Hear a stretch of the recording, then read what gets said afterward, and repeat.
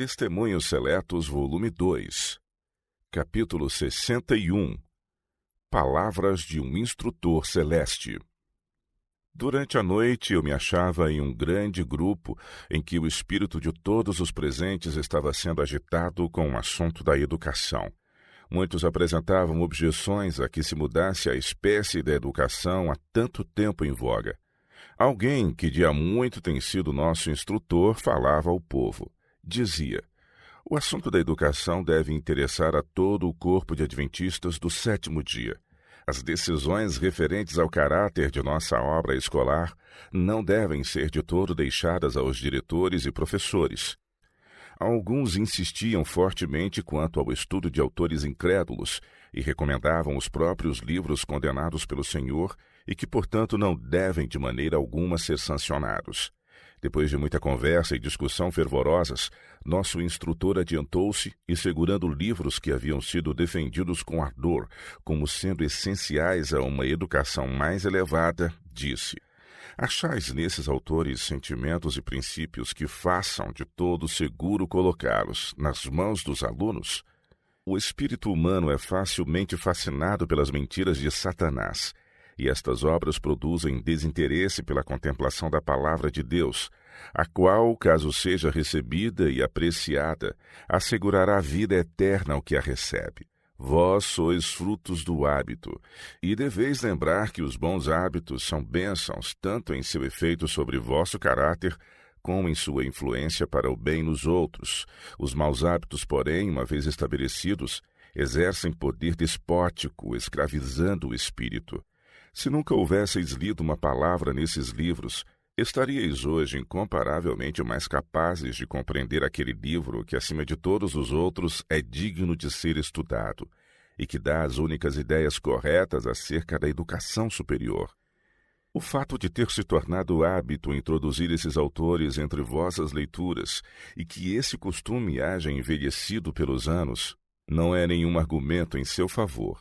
O longo uso não recomenda necessariamente tais livros como livres de perigo ou essenciais. Esses livros têm levado milhares aonde Satanás levou Adão e Eva, à árvore da ciência de que Deus lhes proibira comer. Tem induzido alunos a abandonar o estudo das Escrituras por uma espécie de estudo que não é essencial. Caso os alunos assim educados devam ser aptos para trabalhar em prol de almas, terão de desaprender muito do que aprenderam. Verificarão que isto será um processo difícil, pois as ideias objetáveis se haverão arraigado em seu espírito como as ervas ruins em um jardim, de modo que alguns jamais serão capazes de discernir entre o direito e o torto. O bem e o mal se haverão mesclado em sua educação. Foram exaltados os homens para que os contemplassem, suas teorias glorificadas, de modo que, ao buscarem ensinar a outros, a pequena verdade que podem repetir se acha entremeada de opiniões, ditos e feitos humanos. As palavras de homens que demonstram não possuir conhecimento prático de Cristo não devem ocorrer em nossas escolas. Servirão de obstáculo à verdadeira educação. Vós tendes a palavra do Deus vivo, e pedindo podereis possuir o dom do Espírito Santo para tornar essa palavra um poder para os que creem e obedecem. A obra do Espírito Santo é guiar em toda a verdade. Quando dependerdes de espírito, alma e coração da palavra do Deus vivo, os condutos de comunicação estarão desobstruídos. O estudo profundo e sincero da palavra, sob a guia do Espírito Santo, proporcionar-vos-á o fresco maná e o mesmo Espírito tornará seu uso eficaz. O esforço feito pelos jovens a fim de disciplinar a mente em busca de elevados e santos ideais será recompensado. Os que se esforçam perseverantemente neste sentido, aplicando a mente à tarefa de compreender a palavra de Deus, acham-se habilitados a ser colaboradores de Deus. O mundo reconhece como mestres alguns a quem o Senhor não pode recomendar como instrutores dignos de confiança. Por estes é a Bíblia desdenhada e recomendadas as produções dos autores incrédulos como se contivessem os sentimentos que convém entretecer no caráter. Que podeis esperar dessa espécie de semeadura?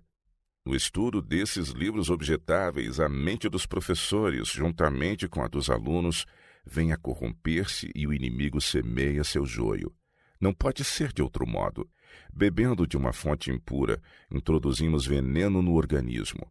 Os jovens inexperientes que são levados nessa direção de estudo recebem impressões que lhes dirigem os pensamentos a caminhos fatais à piedade. Jovens mandados a escolas nossas têm aprendido de livros julgados sãos porque eram usados e recomendados nas escolas do mundo. Mas dessas escolas mundanas assim seguidas, muitos alunos têm saído incrédulos em razão do estudo desses próprios livros. Por que não tendes exaltado a palavra de Deus acima de toda produção humana? Não basta, porventura, manter-se achegado ao autor de toda a verdade? Não ficais satisfeitos de tirar água pura das correntes do Líbano? Deus possui fontes vivas com que refrigerar a alma sedenta e depósitos de precioso mantimento com que revigorar a espiritualidade. Aprendei dele e habilitar-vos-á a dar aos que pedirem uma razão da esperança que há em vós. Acaso pensais que o melhor conhecimento daquilo que o Senhor disse teria efeito deletério sobre professores e alunos? Fez-se silêncio na assembleia e a convicção apoderou-se de cada coração. Homens que se haviam julgado sábios e fortes viram que eram fracos e faltos do conhecimento daquele livro que interessa o destino eterno da alma humana. O mensageiro de Deus tomou então das mãos de vários professores os livros que tinham estado usando como compêndios, alguns dos quais escritos por autores infiéis e continham sentimentos do mesmo gênero, e pô-los de parte dizendo: Nunca houve em vossa vida tempo em que o estudo desses livros vos fosse benéfico e de progresso no presente, ou para vosso bem futuro e eterno. Por que encheis vossas estantes de livros que vos afastam a mente de Cristo? Por que gastais o dinheiro naquilo que não é pão? Cristo vos pede: aprendei de mim que sou manso e humilde de coração. Necessitais de comer do pão da vida que desceu do céu. Precisais ser mais diligentes estudantes das Santas Escrituras e beber da fonte viva. Sorvei de Cristo em fervente oração. Alcançai dia a dia experiência em comer da carne e beber do sangue do Filho de Deus. Os autores humanos jamais vos poderão suprir a grande necessidade para este tempo, mas contemplando a Cristo, autor e consumador de vossa fé, sereis transformados à sua semelhança. Colocando a Bíblia nas mãos deles, continuou: pouco conhecimento tendes deste livro. Não conheceis as Escrituras nem o poder de Deus, nem entendeis a profunda importância da mensagem a ser levada a um mundo agonizante. O passado mostra que tanto professores como alunos conhecem bem pouco do que concerne às assombrosas verdades que são assuntos vivos para o tempo atual. Fosse a terceira mensagem angélica proclamada em todos os aspectos a muitos que ocupam posição de educadores, e não seria compreendida por eles. Tivesseis vós o conhecimento que provém de Deus, todo o vosso ser proclamaria a verdade do Deus vivo ao mundo morto em ofensas e pecados. Mas livros e revistas que pouco encerram da presente verdade são exaltados, e os homens estão se tornando demasiado sábios para seguir um assim diz o Senhor. O único verdadeiro Deus deve ser exaltado por todo professor em nossas escolas, mas muitos sentinelas se acham adormecidos. São como o cego que conduz outro cego. Todavia o dia do Senhor está mesmo às portas. Vem a passos furtivos como o ladrão, e encontrará desapercebidos todos os que não estão vigilantes. Quem entre nossos professores está alerta e como mordomo fiel da graça de Deus, dando à trombeta um sonido certo? Quem está proclamando a mensagem do terceiro anjo, chamando o mundo a preparar-se para o grande dia de Deus? A mensagem que apresentamos tem o selo do Deus vivo. Apontando para a Bíblia, ele disse: as Escrituras do Antigo e do Novo Testamentos devem ser unidas na obra de preparar um povo para subsistir no dia do Senhor. Aproveitai diligentemente vossas oportunidades de hoje. Tornai a palavra do Deus vivo vosso compêndio.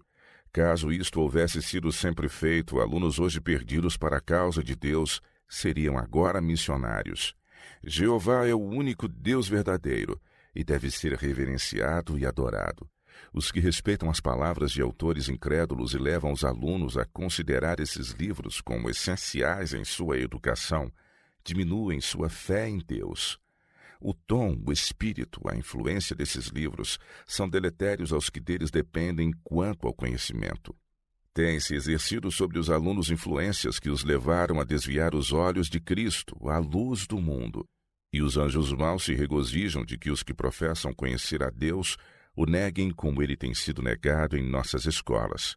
O sol da justiça tem brilhado sobre a igreja para dissipar as trevas e chamar a atenção do povo de Deus ao preparo essencial aos que devem brilhar como luzes no mundo. Os que recebem essa luz compreendê-la-ão. Os que não a recebem andarão em trevas, não sabendo em que tropeçam. A alma nunca se acha em segurança a menos que esteja sob a guia divina. Então será conduzida a toda a verdade. A palavra de Cristo cairá com poder vivo sobre os corações obedientes, e mediante a aplicação da verdade divina, reproduzir-se-á a perfeita imagem de Deus e se dirá no céu, e estáis perfeitos nele. Colossenses 2, verso 10. Em caso algum deve ser permitido que os alunos tenham tantos estudos que sejam impedidos de assistir aos cultos.